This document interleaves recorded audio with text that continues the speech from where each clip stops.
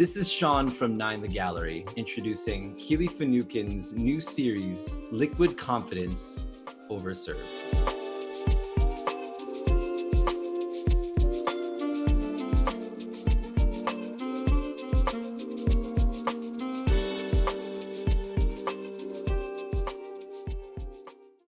Hi, Keely. Welcome. It's good to have you here. You've spent so much time in working with this in your head, and now we get to talk about it. It's exciting. It's really cool. Let's get started. What do you want people to know most about this series? Liquid Confidence Overserved features 11 oil paintings arranged in a visual narrative. The layout is meant to be read from left to right, top to bottom. The cocktails depicted on the canvases parallel a relationship between two individuals through the use of color, movement, and composition. Through the lens of alcohol, the viewer has a unique opportunity to really see how alcohol has been intertwined in the relationship, in their infatuation, their decision-making, their coping mechanisms, and even the destruction of the same relationship it once created. I want it to be relatable. I don't want it to be too depressing. I want to show a second perspective besides just this glorious vice that can bring people together. We've talked about this, the storytelling, and it's so relatable, and it's not good, it's not bad, it's just observational. That's the narrative, and it's painted so beautifully, and it's such a touching story, and I love the relatability of it. So what were the first 3 works from the series, and how did they influence the rest of the series? I wanted the series to revolve around 3 dramatic paintings: Forever in Love, Salacious Inferno, and A Bridge Burned Beyond Repair. Those images helped create the fluidity of the narrative and really acted as milestones for the climaxes within the series. What is the greatest challenge you came up against creating this series? The greatest challenge for my series was locating a photographer who had the ability to take the photos that I wanted to paint from. I'm very confident with a paintbrush in my hand, but not necessarily behind a lens. Luckily, I found Ballard, who's a very talented photographer, through Instagram, and we spent an entire Saturday shooting my series. Before I met with Rob, I had provided a concept board so we could be as productive and as efficient as possible. We were able to gain access to a creative studio, and we're able to choose the glasses, the table surfaces, the lighting, even the glasses that went behind in the backdrop. And we were able to truly create every composition based on the concept board during that one Saturday. So, bigger question. What's the story about each work? What do you want everybody to take away, or what are the easy things to miss that we want to make sure we see? Some of the paintings are definitely more literal, especially like Smoke Before Fire. Smoke Before Fire represents the passion and intensity of a brand new relationship. My next one is also Forever in Love. It's a celebratory painting that truly symbolizes love, commitment, and hope.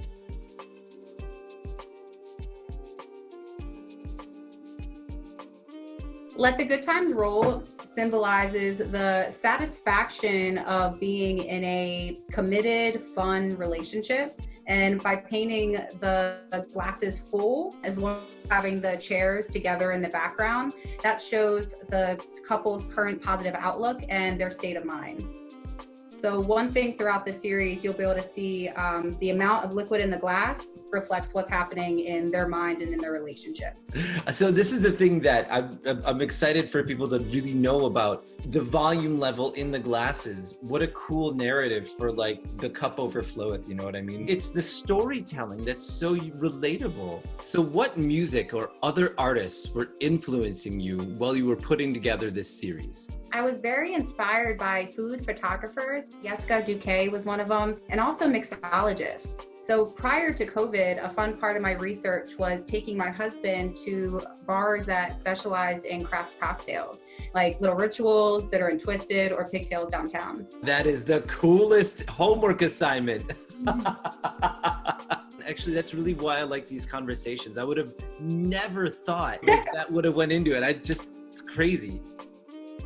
A meeting misconstrued. I was thinking about how sometimes a friendly interaction with a stranger at a bar can easily be misinterpreted and leave the wrong impression. The volume of liquid depicted in the glass really represents the current satisfaction and willingness to walk away from that temptation of that phone number that was given to him at the bar. It's nice to be flattered, but sometimes that's all somebody wants in the end. Talk to me about rough seas on the horizon. I use dramatic lighting, color, and movement to show a growing disconnect between the two individuals. One of the glasses has a big splash that's happening in the martini glass. And over time, an ongoing lack of communication in a relationship can lead to turmoil. What are your go-to materials and paints that you used for the series? I use a mix of Winsor, Newton, Georgian, and Gamblin oil paints. Recently, I've been using safflower oil, which helps speed the drying time for oils. I've also been using a variety of brushes, palette knives, cotton Q-tips, and I always have a bottle of vegetable oil to remove oil paint that accidentally gets on my skin. That's so funny. Like I never knew about that tip for like oil to have just to put on your skin if it gets on you. How genius is that? I walked around just tattooed with oil paint and I just assumed it just never came off. And it wasn't until like 6 years ago that I discovered vegetable oil from a friend. Right, so, it's like a very cheap, easy fix. Yeah. That's exactly the type of conversations I love having. Like when you find that like just tribal knowledge, that's awesome. What a cool thing. Tell us about Salacious Inferno. I worked with a talented photographer named Rob Ballard, and this was our first time lighting a cocktail on fire. The moment after this photo was taken, the glass got too hot and broke into a million little pieces. No way. Did you blew up the glass? That is so cool. I've never done that before, and I think we added too much. Well, now we know. But that actually seems like it was like really part of that whole moment. This moment really kind of paralleled the story that I was creating, ironically. What a cool thing. Talk to me about liquid justification. Liquid justification features 3 shots with a line of liquor bottles in the background. I wanted to take the viewer on a journey to a bar with loud music and way too much liquid courage. No matter how much prep you can do ahead of time, there's always things that happen in the studio that you can't expect. So for example, liquid justification, I had the shot glasses really large and they were filling up this huge canvas. Unfortunately, the viewer was missing out on all the cool shading, all the cool shadows, the reflections, the lighting in the background that shows that you're at a bar. So after 20 hours of work, I ended up just painting the canvas white and trying again. Honestly, that's so amazing, and every artist has to be like comfortable with that moment, right? It happened with a few of my paintings, honestly. The glasses were just the wrong size, and either I painted the canvas white or I just redid the painting. There's a fearlessness that goes into that, which I think is absolutely necessary. And really, like, when you take yourself as an artist, just because I did it doesn't mean it's art yet.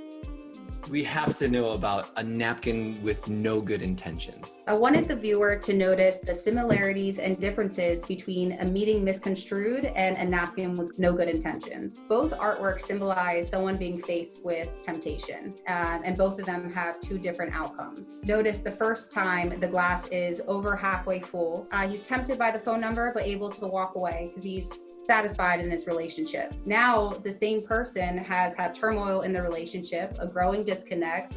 Salacious Inferno shows you that they have already had that desire in their head already. And now, once again, they're at a bar, the glass is empty now, and they end up acting on that temptation.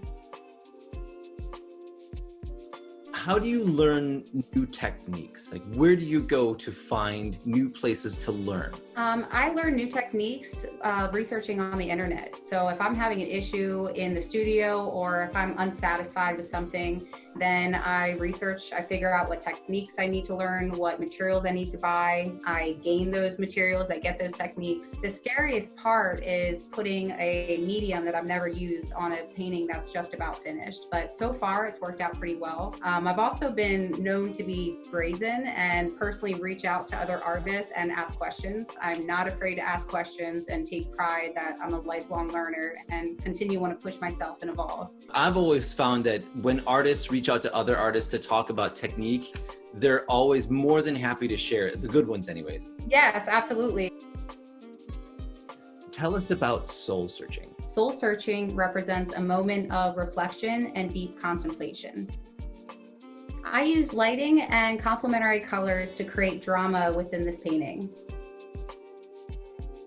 So tell us about a bridge burned beyond repair. My photographer, Rob, was able to achieve this photo by wearing safety glasses and smashing liquor bottles from a couple feet off the ground and taking a photo at the exact same moment it hit the floor. The Tito's bottle was probably our fourth bottle that was ended up smashing, and it ended up being perfect and exactly what I needed for this series.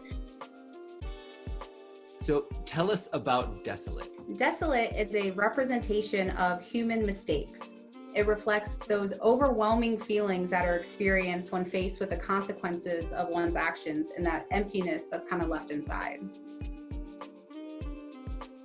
What would be an ideal installation for your series? I think it would be really awesome to see this body of work in a hotel lobby bar, an airport gallery, or even a really modern condo with big blank walls that are begging to be filled.